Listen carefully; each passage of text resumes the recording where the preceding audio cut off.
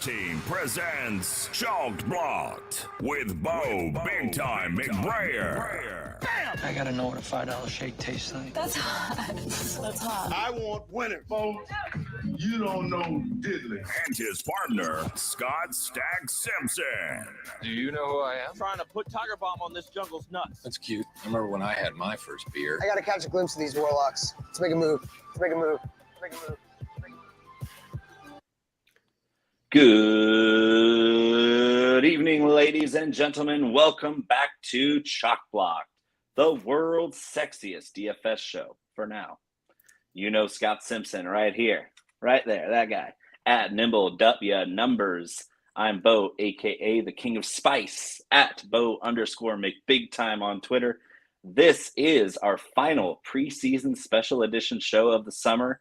And I guess we decided there could be no better person to bring back on than this man here. Our guest today, right down here, is an NFL insider for ESPN. He co-hosts the Fantasy Focus podcast with Daniel Dopp and dear friend of the show, Stefania Bell. You might recognize him as the Instagram influencer for canned cocktails, pet supplies, and golf apparel for the 17 remaining Americans with a non-obese BMI. He is the newest member of the #GirlDad Club. Welcome back to the show, Mr. Field Yates. How you doing, Field? Wow, I'm doing great after that introduction. Certainly appreciate that one significantly. And wow, really well done right there. I appreciate that. Thanks. Bo's the best. He really digs down deep into the people that we have on the show. He knows them. He loves them.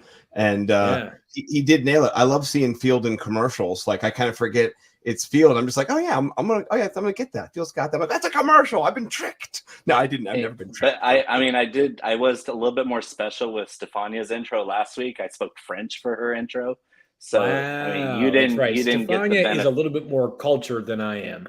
Yeah, we're just dudes on this show. Like Stefania, we had it clipped and trimmed and perfect, and I felt bad for eating Taco Bell before the show because she's like all into health and fitness and conditioning. And of course, Field is cut up as well. He's got the Suns Out, Guns Out tank top for the 3 weeks of summer in Connecticut. Everything's great. Yeah, well, first of all, Stefania definitely way more cultured and deserving of a better intro than I am. And yes, for those that might be watching right now, a rare sleeveless T-shirt day from me, which is a byproduct of a couple of things. One, as Bo referenced, good weather in Connecticut, which will be gone soon.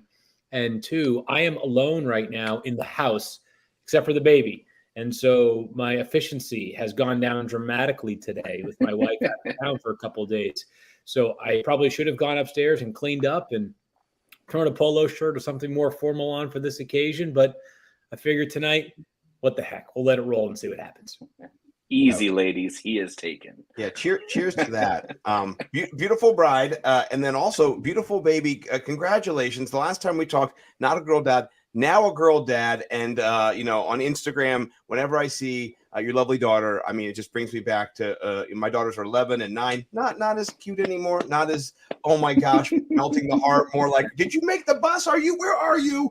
Oh my God, okay, you're at school. So just to see the stage you're in, it is like the best stage ever. And you and your wife, your family, beautiful. Even Cisco, he's beautiful. So it's awesome to see you guys. Congratulations, sir. Although the minute that the stream went live, Cisco started to paw at the door. And of course, I had to get up and run and let him out because he was not going to stop. And it was going to turn into a bark, which would have been bad for both the show and also the baby. The baby is passed out and has been since 6:30. It was her first day of daycare ever today. Oh, wow. And I think that all that exposure to other people, got her tuckered out. So she went to bed like a full hour earlier than she normally does, which means one of three things. I think thing one would be she's going to wake up any minute now and be like, all right, that was a good nap. Let's hope it doesn't Feed happen. me. Thing two would be, hey, maybe around midnight she wakes up and just needs a little more food to get her through the full night. And thing three would be, it's like 4:45 and she wakes up and she's like, I'm good for the day. I got 10 hours and I'm good. Let's hope that we get door two with a midnight feed and then back to bed until about 6:30.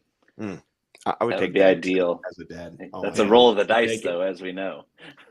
It is a roll of the dice. That much is for sure. It is. Well, you know what? It's exciting though to be in this stage. How's Cisco taking it? I know he's transitioning from being, your number one when the airport video still gets me excited seeing him. So happy to see you when you came back. But I've seen him cuddling up. I mean, it's beautiful. He's doing a great job of being a big brother, and he's still getting most of what he wants, which is a walk, maybe 2 a day, depending on what time of the year it is. This time of the year when we do have heat, if that walk doesn't take place early in the morning, he's not interested. Gets a little bit too warm with that big, thick coat. And then lots of food, which he's always gotten a lot of food. So dogs, it's just an amazing life they live, right? They're so easy to please. You give them food, a couple belly rubs, and take them out on the occasional walk, and they're never going to complain. In our next life, we're all going to come back as dogs because they sleep for 20 hours a day too. It's awesome. I wish. So we're not so different though. I mean, really, we're already like 30% to our final destination in the next life as dogs already. Like we just want a little belly rub. We need our food, or we get cranky. I mean, we're not that different. So, and of course, the barking dog thing, I think it's happened 4 straight weeks. It's either my dog or Winter up there in Maryland, and then Stefania warned us that her dog could bark in the middle of the show, and nobody really barked until my dog decided that she was the neighborhood watch last week towards the end. So if a dog doesn't bark during this show, I'd be shocked.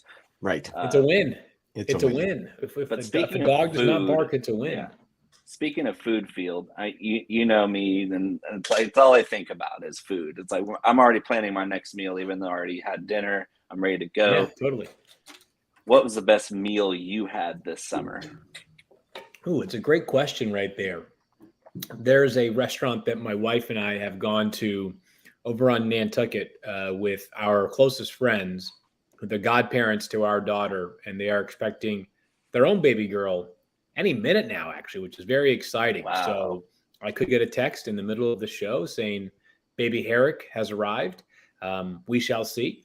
And there's a place called Orin Moore. And for me, who is not exactly a chef extraordinaire, when I don't recognize like half the ingredients for a meal option, it means one of two things. It's going to blow my mind because it's so good. Or I've ordered something that's like, French uncooked, like too exquisite for my own taste. The next thing you know, I'm eating like snail eggs or something. Orin Moore is one of those that tends to do more of the former category, where it's just so good, even if I have no idea what I'm eating. And sometimes it's a big fancy word that I see and I don't recognize it, and it just means like thick cut bacon, right? Or a big fancy word, and next thing you know, it's just like, it's like a mild hot sauce or something. So I love it. Orin Moore is always one that delivers. There was a squid ink pasta dish that I had this summer there, which was tremendous. Never go wrong there. Yes.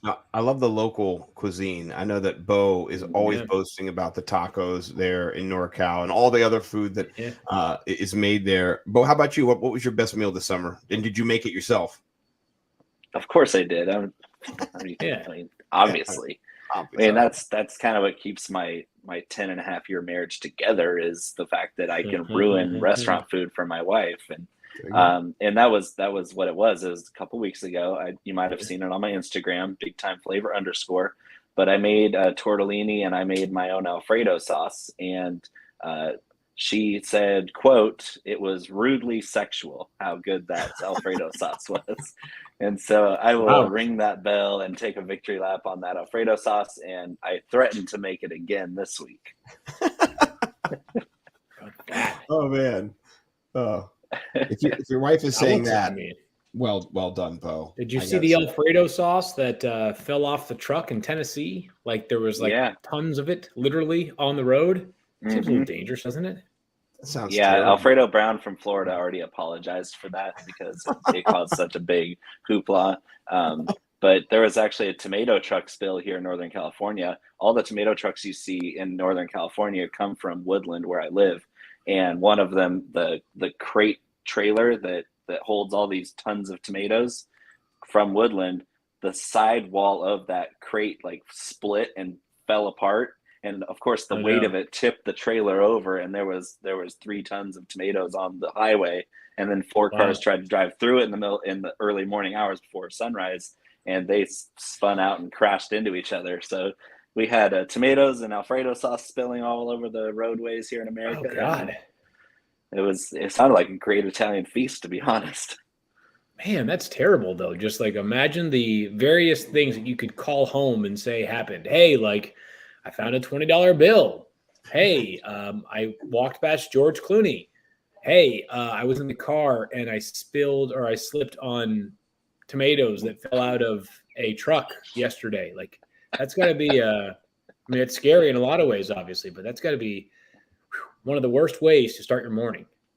Yeah, when you're late for work and your boss is like, "Why are you late?" And you're like, "Well, I skidded out of control and the tomato overturned." You're like, "What are you talking? Yeah. You're lying." You know, like Yeah, no, like it's that. You might as well just go with the dog ate my homework excuse at that point. That would actually be viable. no, that's a good one. All right, Bo, I have to ask Field. Bo has sent you all of his assortments of flavors, I am sure. So Yeah, here's a yeah. question. For me, the last one that I used was Amigo, right? I loved it, and I put it all over my eggs and my sausage. It was delicious. How about you? What's the last thing? It could be meat. It could be on anything really, though. What's the last big time flavor spice that you use to infuse some flavor into your food? I can go grab it right now because I used it a couple hours ago. I think it's called, let me just Cluckin'. It's Cluckin' Hot. Ooh, Oh yeah, he's got the Cluckin' Hot. I love yeah, it. the Nashville Hot Blend. It actually That's went through a Cluckin' name Hot. change recently, so it Oh was. yeah. Oh, okay. At the I'll have time, to it send was you the That's new Cluckin' label. Hot. Yeah. So, which, hey, that's it's the appropriate level of spice. I'm like maybe a little more than I normally eat. Like this is gonna sound maybe lame to some, but like I should be the Frank's Red Hot spokesperson because A, I put that you know what on everything, and B, that's like the perfect level of spice for me. Like a tiny kick, more buffalo sauce than it is hot sauce. That to me is like the perfect level. But every once in a while, when I feel like getting a little crazy, we go Nashville hot level. Yeah. It's good. It's real good. I love it. I should put it on some food tomorrow. I'll make some chicken with it or something. I mean, it's there. Great idea to me. Yeah. No, I've been cooking now as my transition from school to summer has started. I've now picked up a cook. I didn't know I was going to be cooking and cleaning and going to school or teaching, and then, but you know what? We do anything for the wife and the kids. That's how it goes. So, all right, let's, do you want to say something, Bo, real quick, or Field, real quick before we jump? No, I was just gonna say that I went and changed the name because there's a Nashville Hot restaurant here in Sacramento that used Cluckin' Hot as a level of heat for their Nashville Hot chicken. So I decided I didn't want to go through any just crossover with them. So I paid homage to get served, right? Right, or even just have to answer to why I'm not affiliated with them. Just even if we're not even in the same realm with what I do, but I changed it so I could pay more homage to the city of Nashville. So I changed the name to Shelby Street Heat, and that's it seems to be something because they already changed the name of Shelby Street to something else. It's a War Memorial Street now. So I'm safe with the name, and it immediately brings back the Shelby Street Bridge in Nashville. It's famous picture of the skyline in Nashville. So that's what I did with is same blend, but different name and a really cool label. Nice. Ridiculously cool label. Okay, so let's transition real quick. We're going to do some rapid fire. So we got to know Field a little bit in there, about food, family, all that good stuff. Now we're going to talk football, and we're going to kind of use this as a we're not going to talk too long in this section. So kind of rapid fire. We want to know about Field Yates behind VH1 behind the leagues here, right? So you see him on ESPN. He's talking, mad stuff about players. What about behind the leagues? So the first question I have is, how many leagues you in, right? What's you're counting the amount, as they say. How many leagues you playing in this year? 13 is the number this year, but a couple of caveats there. One of them is Scott Fishbowl, which certainly counts, right? But it's a little bit different when it's 1,200 players and only one person wins. And then 3 of them are guillotine leagues, which are fun for those that are. Yeah, it's fun for those unfamiliar. Each week, however many people you have, all play, and it's not against. Well, you might have a head-to-head match depending on the app you use, but that head-to-head matchup is not of any use. It's simply the lowest score that week drops out of the league, and that manager's players go to the free agency pool. Everybody else can bid up for them, and it creates some interesting dynamics, right? How much do you spend on a guy in week 1 versus do you wait it out and store your cash away and try to survive to week 7 and have a full wallet for the home stretch? A fun game, and it continues to eliminate one player until we get to just one player left. And next thing you know, in the finals, you've got Christian McCaffrey and Dalvin Cook and Alvin Kamara and Justin Jefferson on one team versus Jonathan Taylor and Derrick Henry and Cooper Kupp and Patrick Mahomes on the other team. So a lot of fun there. That, you know what? I played last year for the first time with Paul Charch, and he invited me into his league, and I got eliminated in week 6. So I never got to that week 7, kind of over the hump into the backstretch. But this year I'm back, and I'm gonna do it. So yeah, I'll be tweeting you about that because I love it. That's a really great way to kind of do fantasy football in a new way. In your league at ESPN. So here's kind of a transition question about that, right? So you definitely have lots of leagues that you're in. Which one is the favorite? I wasn't sure. Is it the ESPN league? Is it another home league that you started with your buddies a long time ago? Like, how does that kind of, maybe not your favorite, but just the one that you're like, oh, I gotta win this one. You gotta win it the most, you know? I think probably it would be the War Room League, which is a 16-team league that we play in at ESPN. It's a bunch of NFL people that you know: Adam Schefter, Chris Mortensen, Rex Ryan, Teddy Bruschi, Louis Riddick, Stephania Bell. A bunch of people that those who watch ESPN will be familiar with, and not just people on the screen, but also some of our bosses. My boss won last year with like an incredible run, and some of the best players at ESPN are people that you do not see on screen. They have excellent instincts and excellent roster management skills. And there's a certain element of pride whenever you can win against some coworkers. And then also it's a 16-team league. So you just do the math. It's hard to win. I think this is my 6th year in the league, and I haven't yet won it yet. But fingers crossed, maybe the big time secret sauce this year can be sent my way. And that'll be the key to get me getting over the hump here. He's hinting he needs more hot sauce. Stefania also has the stuff in her kitchen too, so you'll have to duke it out with her. Play in the finals, huh? Yeah. It'll be a big time showdown. Stefania won the lottery this year. She is the first pick in that league, which is extremely valuable in a 16-team league. We do a randomized order. I've got 14. She's got 16. Well, at least you get a pick right after that, right? I mean, the double pick. But you got to nail those first 2 picks. Oh, you have to get it. Yeah. Yeah, it's so I was hoping I wouldn't have to say, hey, if Mrs. Yates is watching tonight, that she might have to do earmuffs for the "how many leagues are you in" question, because we're in the anybody asks me personally how many leagues I'm in, I'm like, are you a cop or something? Because I'm in 25 redraft league or 10 redraft leagues, 25 dynasties, and 3 campus to Canton leagues. And wow, you have 25 dynasty leagues, huh? Yeah, that's. I figure if I create. How many did you onboard this year? I only added 2 this year, so I've had most of these for at least a few years. I just started playing Dynasty 4 years ago, so it was a very fast adopting love affair that I had with creating an organism of a team in my own image to what I like to see, like watching players develop, which rookies I hit on and which ones I miss on. I took my Trey Sermon victory lap yesterday and then kind of backed it off today when he got picked up by the Eagles. But I had Elijah Mitchell ahead of Trey Sermon in my pre-draft rookie rankings. So I was already like laughing at the 49ers for trading up for Trey Sermon. I got validated there, but at the same time, I was really high on Jalen Reagor too. And that didn't work out so well. I didn't have him ahead of Justin Jefferson like the Eagles did, but I did have Reagor pretty high. But yeah, for me, that was really tough because I had to create a system with that many leagues where every day of the week, I have a list of things I do to keep up with all the transactions and making sure I'm not starting terrible lineups. Yeah, But I think that the I question do is how want to many ask weeks you. you win. Well, last year I won in best ball. I did a lot more in best ball, but I made the playoffs in over half of my leagues last year, and I made the finals, and I got knocked out in the first round at over half of those. So I had terrible luck in the first round of playoffs because I had a lot of Derrick Henry teams. I had a lot of teams that got their key players hurt right as the playoffs started. I also had a Jonathan Taylor team that first round of the playoffs was his bye week, and that did not help me. Not help at all. Yeah, that late bye last year was tough for a lot of people.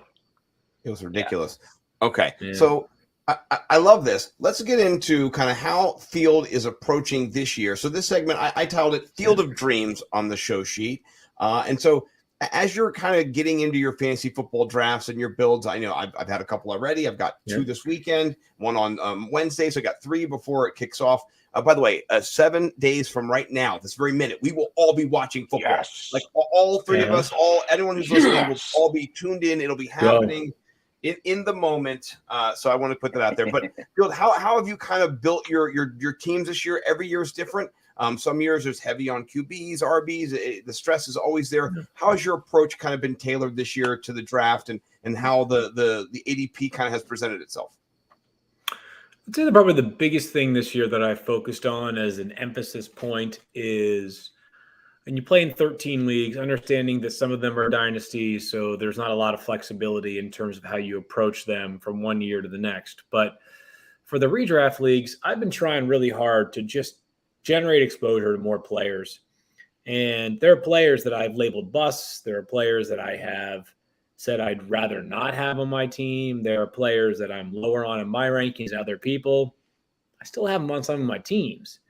You know, as an example, I've got DK Metcalf. Well, this has actually changed of late, but there was a time where I was very concerned about DK because of the quarterback situation. And that's still the case to a degree, but I've started to soften things a little bit.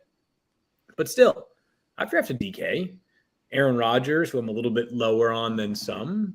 There are plenty of players that even if I'm not 100% optimistic on them, you still have to consider taking them because, you know, Bo, you have your Elijah Mitchell victory and your Jalen Reagor defeat, but we all do, right? And, you know, I've always felt like, and this is a big point of emphasis, at least in my opinion, is that we would all love to hit 100%.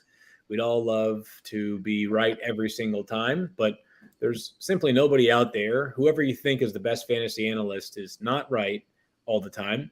It's not necessarily about just being right or wrong. You want to be reliable, but you want to be entertaining and you want to be insightful as well. And we can draw any number of analogies, whether it's the stock market, whether it's, you know, a professional golfer making, attempting a 12-foot putt. Like, yeah, more often than most, Tiger Woods is going to drain that putt, but he might miss, 40 of those out of 100 too. So I don't know what the exact number is, obviously, with Tiger, but the idea is not necessarily just that you nail everyone. It's the idea is that you're doing so in an insightful way. And so for me, I've gone against my own rankings and my old predictions and my own forecasts.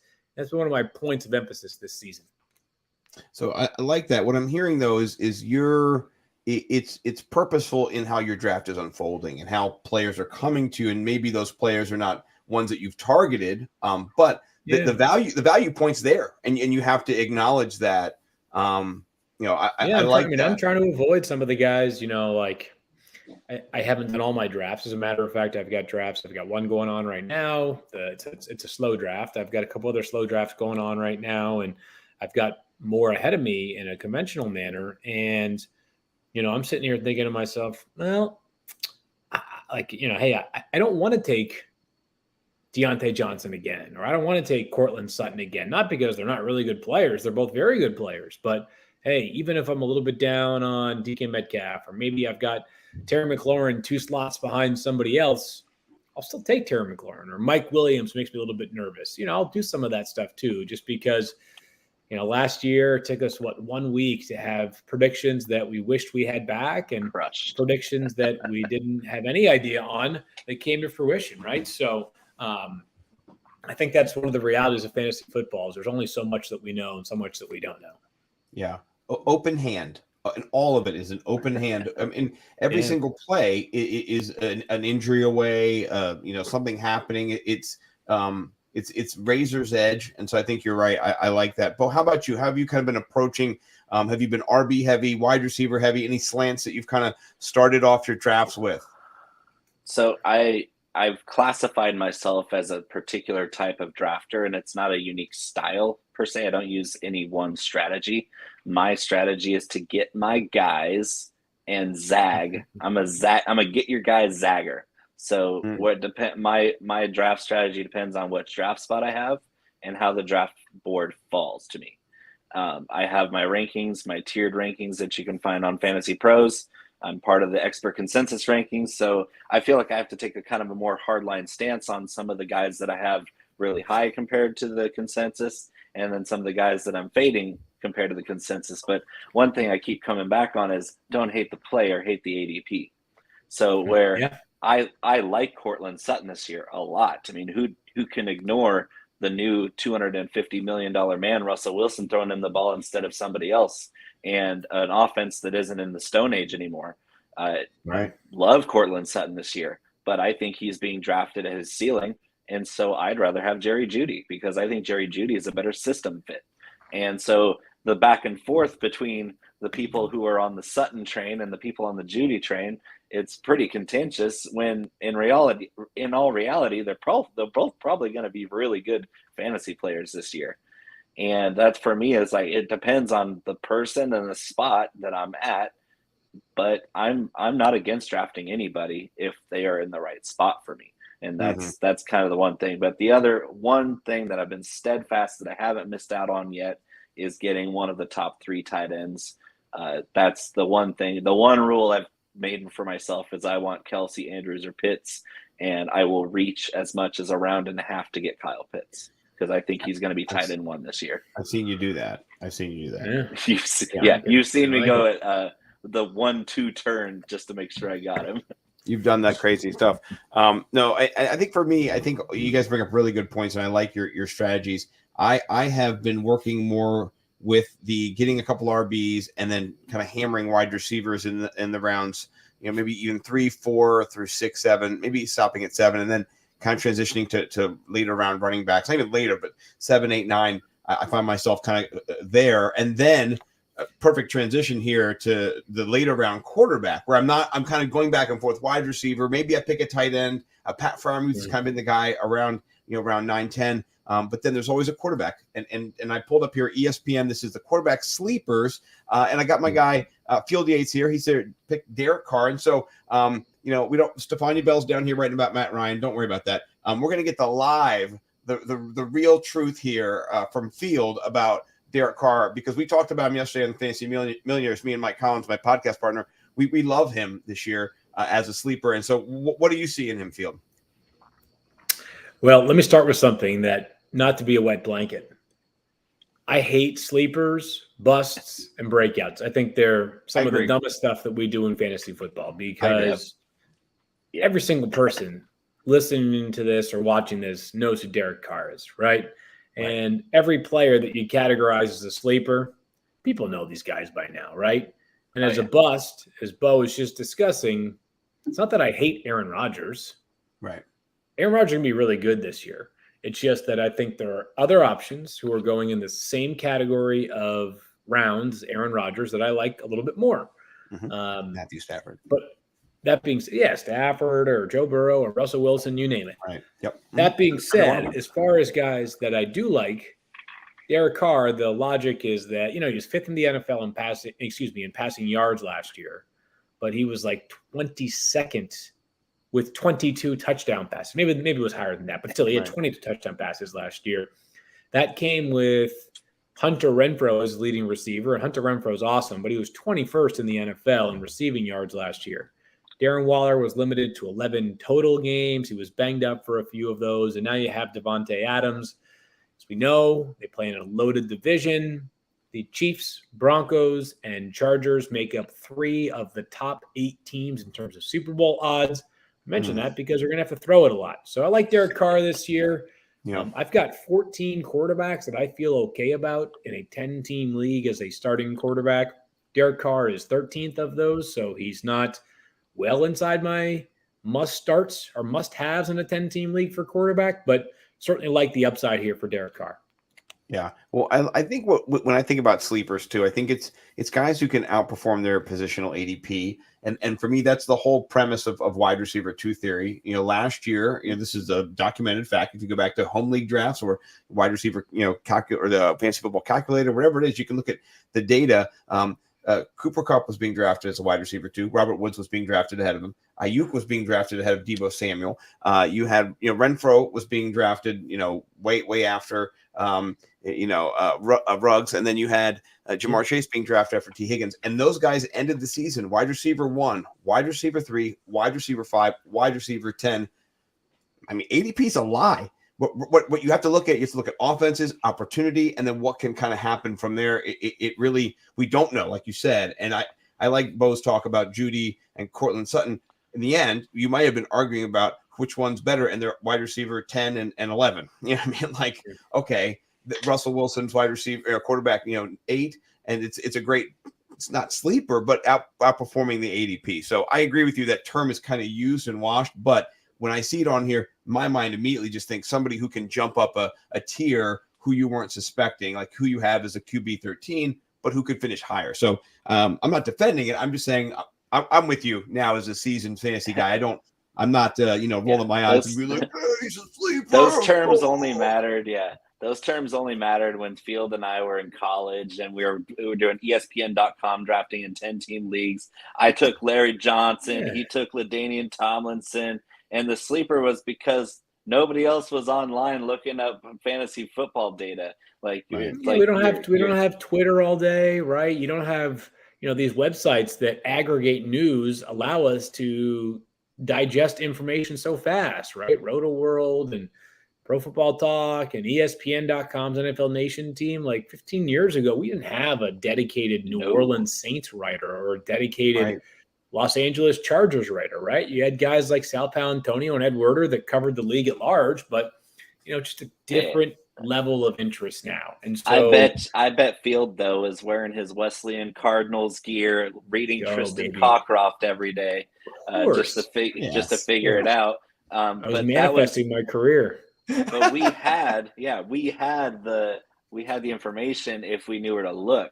Now the information, you can't ignore it. It's all around us. It's inside of us. And so there's no such thing as a sleeper, breakout, or bust because, like Field said, we all know these players. And if you're playing fantasy football for money, you better know these players or you're not going to have a good time. And there are some people that are just sort of, they kind of just helicopter in for the draft and they just get ready to go on the fly, and that's totally fine and acceptable. And maybe the idea of sleepers means more to them. I always tell people is that when someone claps back, when we do a segment on Jonathan Taylor or Cooper Kupp or Patrick Mahomes, and they say, thanks, bud, tell me something I don't know. I want to say to them, stop. I just, first of all, negativity, there's no place for it in general in analysis, but my brother, who's got 2 kids, works a full-time job. His wife works a full-time job. He plays in a league with his church buddies. He doesn't follow the league meticulously, but he really enjoys fantasy football. But if he dives in on Sunday night for their draft and he has the first overall pick, he might call me and say, all right, so I'm debating between Jonathan Taylor and Christian McCaffrey. What do you think? And that may not be interesting to people that are deep in the weeds and play in 30 fantasy leagues, but for someone it might be. So we're trying to serve as many people and as large of an audience as we can. Well, I'll say this. Me and my podcast partner, Mike Collins, my best friend, talking about this very thing yesterday. We're just saying, are you going to Christian McCaffrey? This is not on the show. This is just between me and him. We've been playing for 20 years. And so I think I think all of this comes down to like you said, your attitude and how you approach it. You can learn from every single video. And so here's what I do. Honestly, I play in ESPN. That's the first league I ever started in 2004. And so we were playing in it again. This is year like 18, 19. And so I watch every video that you guys have about every single player that's on my team, and I listen to the analysis, and then I go and do my own analysis as well. And then if I do the same thing, I disagree with you, or if I agree with you, I blame me at the end of the day. So the same people who will listen to you and then get mad at you because they didn't, actually do their own thinking. And so I think all of those people, I think they have to kind of change their perspective a little bit to think of it's fun. It's a game. We don't know what's going to happen. And your attitude makes it a lot better or worse and how you enjoy it. I love it. And it's so much fun because it brings people together. It's why we're here getting to meet Field Yates. And with that, here's what I do want to know, though. Who is your must-have guy this year, right? We talked about guys you kind of don't want, or maybe, positional rankings. But we got a couple minutes left, right? About 5 minutes left. So I want to know from each of us here to a man, and we're going to start with Field. Who is the guy that you're just in every team, you're not diversifying. You're going, this is the guy. If I'm getting him here, I'm getting him here. And you have him on more teams than you want to admit. And I'll go with you first, Field. Well, so Scott, earlier you said that you're making sure you leave with one of the elite tight ends, right? And that was Bo. That was you, Bo. Excuse me. Sorry. Yeah. You're leaving with one of the elite tight ends, whether it's Kelsey, Andrews, or Kyle Pitts, who you think could finish as tight end 1 this year. I certainly would love to have one of those 3, but the board doesn't always shake out that way. And so the tight end that I've found myself putting a bit of a premium on, and a player that I've been putting a bit of a premium on, is Dalton Schultz, interestingly enough. And I mentioned earlier how I'm trying to expose myself to as many players as possible. But you can do that at wide receiver, right? Because there are 30 really good wideouts this year. And you go through that list of like wide receiver 15 to 25, Deontay Johnson, Terry McLaurin, DK Metcalf, Chris Godwin. They're all great players. Who knows whether they'll be good or great or somewhere in between, but we think they're all going to be pretty close by the end of the year. The tight end, there's not that many options. So you kind of have your targets. I mean, we'd all love to have Travis Kelce, but if for some reason the board doesn't shake out and you don't have a Kelsey or an Andrews or a Pitts on your team, you don't get a Waller or an Andrews as well, Waller or a Kittle as well, then I like Dalton Schultz. I probably found myself drafting him more than others. Bo's a Cowboys fan, so that's like music to his ears over there. Preaching to the choir here. I know how to play the home every once in a while. Yeah, way to go. He's just like oh, Bo's got an ego. Let's just give it a pet, Oh, I need some more amigo, my friend. I need some more. Yeah, more hot sauce, please. Yeah. So I already said mine. Mine's Kyle Pitts. Like I cannot get enough of him. Pitts, you're double down. He's on. I just got done writing my giant preseason forecast article. It's 8,000 words. I do a hot prediction, spicy take on all 32 teams. It took me a week straight to write it out. I think it's got one of the best intros I've ever written. But I made sure I did the divisions in the order where the very last prediction was the Atlanta Falcons prediction. And I think Kyle Pitts' stat line is going to put him not only at tight end 1, but as a top 5 wide receiver equivalent. I think that he's the type of talent that could be the next Megatron if they put him in the alpha position that he deserves. And we've already seen Marcus Mariota support a super elite tight end production year with Delaney Walker a few years ago. And I have a feeling that they're going to give Kyle Pitts all that he can handle. And he's one of the yes. Noise. Yeah, there you go. I just have a feeling that Kyle Pitts is as one of the most remarkable prospects I've ever evaluated at any position. We're just like what Arthur Smith was just quoted as saying, we're just scratching the surface of what he is capable of. And he put up 1,000-yard season before he was of a legal drinking age. So we're crazy, man. Let's get ready to buckle up and watch the unicorn run. And on a team that's probably going to be behind a lot. I have a feeling that we're going to see some crazy video game numbers. No doubt. Yeah, it's a hot take. All right, I'm going to give And Bo just dropped his computer. So such a hot take. That's hilarious. I'm going to stick with the Dallas Cowboys theme here, Field. I have not been able to get away from CeeDee Lamb. I find myself in that second round, if I'm in the middle, particularly pick 6, pick 5, pick 7, whatever it is, kind of coming back between him and Mike Evans is the question. And I think Mike Evans' touchdown upside is there. I think he's the most the odds-on favorite to lead the league according to FanDuel, DraftKings, things like that. But I think that target-wise, CeeDee Lamb could get 180 targets this year. I don't know. It just could happen. And so I think that alone in that offense, he's going to be a monster. Kind of absorbing, not absorbing all of Amari Cooper's role, but just kind of doing a dual role that he's inside, he's outside, he's around the formation. Hopefully they don't just keep him in one side of the field, a la DeAndre Hopkins. But I love CeeDee Lamb, and I think I'm being honest. I'm born and raised in Washington, D.C. We're bred to hate the Dallas Cowboys, but I find myself still loving CeeDee Lamb. But what do you think about that? Because I know that you're a truther. Yeah, everything you just said. The target volume is going to be crazy. He's the only guy there. I mean, Schultz is nice, but he's not a dynamic athlete. Jalen Tolbert's got development to get under. Michael Gallup's got to get healthy.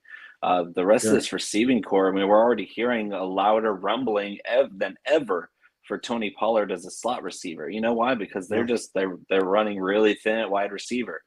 And they kind of just made their own bed that way with the Cooper trade, with the salary cap problems that they put themselves in. Yeah, I mean, CeeDee Lamb is an elite prospect, and he's going to be given every opportunity to be the alpha that they build him to be when they picked him. So, I mean, they're going to give him the targets, and it's going to be up to him whether or not he turns into that mold that they drafted him as. Sure. All right. Agree with that. That makes me feel good. Well, I do want to get Field out on time. And so real quick, Field, we do have a picture of you up here. So I'm going to leave just for a second. I'm going to take myself out so we can see it because it's kind of blocked by this. But hold on, let me move my. There he is. Look at that picture. Look at that. Hey. Why are you looking at me like that, Fields? Yeah. So I had to grab that from ESPN. That's where you can find Field. Bo did a great job of breaking down the intro. If you did not watch the intro, Bo is known for his fire intros with Stefania, with Field, with everybody. Everybody says the same thing, Field. They go, "Holy shit, that's the best intro I've ever seen!" Like that. Yeah, that was really good right there. I know. I don't even want to do intros. I'm not even going to ever start them or try them ever. Like he's the best, and so he always does them. And but what happened there? Oh, we're in Club Bo right now. I know. So what happened? Oh, it's just me. Okay. All right. Both just killed my left eardrum. That's okay. I've got another one, I think, over here. We don't. As we say, we've got two for a reason, don't we? Right. Yeah. But Phil, where I know every single weekday you're there 11 a.m. doing the podcast. But what else what are you guys doing next? Anything you're talking about particularly coming up? We got weekend draft right upon us. It's Fridays tomorrow. We've got Fantasy Football Now this weekend. So Fantasy Football Now Sunday, a special preseason edition. Normally we're on 10 to 1 on Sunday mornings, 10 a.m. Eastern time until 1 p.m. right up to kickoff. This year we're going to do a little special Sunday edition. So should be a lot of fun if you guys want to check out Fantasy Football Now. Otherwise, I've heard a ton of my content right there through good old Twitter at Field Yates. Nothing fancy, nothing special, just FIELDYATES. Field, I'm not going to unfollow you, and I'm so grateful that you follow me, by the way. That was one of the coolest days of my life. Not like this isn't actually talking to you, even cooler, but I almost want to unfollow you when you get to the million to be like the millionth follower real quick, so okay. It's gonna come up soon. This is very impressive, and I think Bo hinted at it earlier, talking about just where you've come from. If people don't know, you have not just lived this, you've loved this for almost your whole life, and so it is very fitting that you're in the position that you're in, and we cannot wait just to see the amazing things that you're going to do. You've already done them, but it continued success. We're grateful. And as Bo and I would say, you guys are the top. Like you're the class act of fantasy football out there at ESPN. You guys, set the course. So thank you guys for being able to come and talk to us. It just means a bunch to us. Well, it means a lot to both myself and Stefania, and I'm sure every guest that you've had on this show, that you would think of us and include us and allow us the opportunity to talk a little fantasy and talk a little life. It's great to see the success that you guys have had. And this is not just a plea from me to Bo to get as much product. Just kidding, Bo. But if anybody hasn't tried it out there that's listening or watching, make sure you go give it a shot. I'm telling you, that spice, they're rebranded the Shelby Street. Is that what it was? Shelby Street Heat? Yep. Formerly known as That's Clucking Hot. Money in the bank. Nice. It's ridiculous. I'm gonna do one more screen share because I'm trying to produce and this is bigtimeflavor.co. And if you get the bundle, you get all of it. But this is what particularly what Field had just had today is what he was referring to. Steal. Steal. Kidding me? It's ridiculous. It goes on and on. I mean, you don't have to use it heavily at all. It's got big time flavor. That's it's in the name. No, I mean this is the thing, All man. clean, When I met Bo, yeah. I'm sorry, I'm not trying to step on your toes. When I met Bo, he was a guy who loved cooking, loved spices. He had not made all these things yet, and to see him have them in his mind, he's made them at home, he's done them, but to put them in our mouths too. I mean, that's what a leader does. They have that's gift. They share it out with everybody else. So thank you, Bo, for this. And this is what I want for Christmas. I want the bundle, obviously. Field wants the bundle. Stefania wants the bundle. We all want the bundle. So yeah, well done. Yeah. Well, thank you so much, Field. Bo, where can people find your work? What do you have coming out next? Fantasy football now on Sunday. Yeah. Oh, sorry. I think you're asking me again. I was going to say, didn't we just discuss this? No, sorry. That was to Bo. We know who you are. Field. Come on. Yeah, just turn on your television. That's where he's at. He's everywhere. Yes. I'm bigtimeflavor.co, as you discussed. Writing for Fantasy Pros, Team Rise or Fall, the Sports Gambling Podcast Network. In between media, we do the golf show. It's been crazy, but most of my work you can find on the link tree at my Twitter profile at @Bo_McBigTime. Of course, make sure you donate the next 2 hours and 49 minutes to the Pros with Joe's Drive. You can find that link on my profile with a chance to play with me. We're going up against Adam Rank and some really good analysts too. It's going to be really cool to duke it out with them. But every dollar you donate gets an entry into for a chance in the drawing to co-manage the team with me, and it all goes to charity. My charity of choice is No Kid Hungry. It's there you go. That's the link tree. Yes. I just posted it in the chat too. If you're on YouTube, please click that link. And Bo also, thankfully, is going to be mixing it up with me this year over at nibblewnumbers.com. We do DFS. Phil, we had to ask going out, do you do DFS at all, or is that not, what's your stance on DFS? We got our skin in the game. The more the merrier, baby. Yeah. All right, we're going to send you some little private, $5 or $10 leagues this year where we like to mix it up with the heavy hitters or the insiders. Well, we'll see how the DFS goes, The professionals. Right. Hey, listen, man. Listen, Bo, I got second out of 300,000 people. I scored 251 points. Need to bring that up again, Bo? Do I need to bring it up? I can if I need to. 5K. Yeah. I won't do it too much, but I'll do it again if I need to. So, all right, now. Well, thank you, Field, so much. We want to let you go back to your amazing daughter and your family. Thank you so much. And we'll see you guys. We'll be back every single week for the Sports Gambling Podcast Network. We signed a deal, so we're going to be there working every single Thursday. See you guys.